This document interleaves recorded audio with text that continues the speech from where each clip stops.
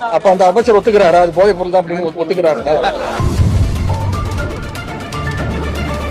போதைப் பொருள் கட்டுகின்ற காவல்துறையினரிடம் அந்த விவரங்களை எல்லாம் கூறியதற்காக காவல்துறை என்ன பண்ணிருக்காங்க, சரியான நடவடிக்கை எடுத்திருக்கணும்.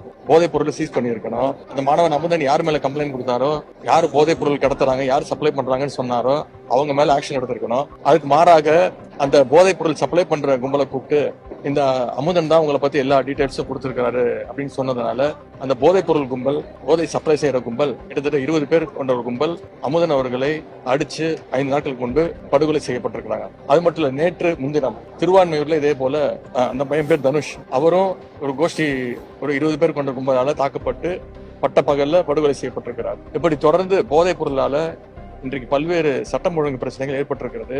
இதையெல்லாம் சுட்டிக்காட்ட வேண்டும் என்று இந்த அரசுடைய கவனத்துக்கு எடுத்து வருவதற்காக இன்றைக்கு நான் மட்டுமல்ல, எதிர்கட்சி தலைவர்கள், அனைத்து கட்சி தலைவர்களும் இன்னைக்கு அசெம்பிளியில அரசுடைய கவனத்தை ஈர்த்து பேசியிருக்கிறோம். ஆனா இதற்கெல்லாம் எந்த விதமான ஒரு சரியான பதில் எதுவுமே இந்த அரசு கிட்ட இல்ல. மாறாக எங்கள் மீது மீண்டும் குற்றச்சாட்டு வைக்கிறாங்க. உங்களுடைய அரசு என்ன பண்ணீங்க, தெளிவான விளக்கம் இல்லாம எங்கள் மீது மீண்டும் அந்த பழியை போடுகின்ற வழக்கத்தையே இந்த அரசு மேற்கொண்டு வருகிறது. அது மட்டும் இல்ல, 3 மாதங்களாக சொல்லிட்டு இருக்கிறேன், எந்த துறைக்கு யார் அமைச்சர் என்பதே சரியாக தெரியவில்லை. அதற்கு என்ன காரணம்னா, ஏதோ ஒரு நேரத்துல அமைச்சர்களுக்கு அந்த அதிகாரம் உண்டு.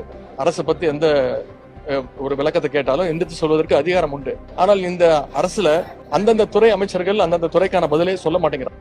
இன்னைக்கு உதாரணத்திற்கு சட்டம் ஒழுங்கை பத்தி பேசிட்டு இருக்கோம், போதைப் பொருள் தரப்பை பத்தி பேசிட்டு இருக்கிறோம். இதற்கு முழு பொறுப்பேற்க வேண்டியவர் யார் என்பது மக்களுக்கு தெரியும்.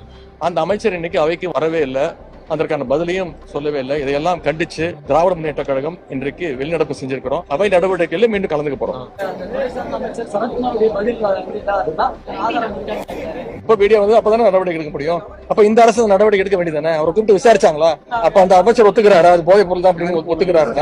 நான் என்ன சொல்றேன், அந்த வீடியோ எப்ப வந்துச்சு? இப்ப வந்தது வீடியோ, ஒரு மாதத்துக்கு முன்பு வந்தது. எனவே இந்த அரசு அவரை கூப்பிட்டு நடவடிக்கை எடுத்திருக்கணும். எங்களோட அரசாக இருந்தா நிச்சயம் நடவடிக்கை எடுத்திருப்போம். ஆனா அந்த வீடியோ வெளியிட்டதே இப்பதான்.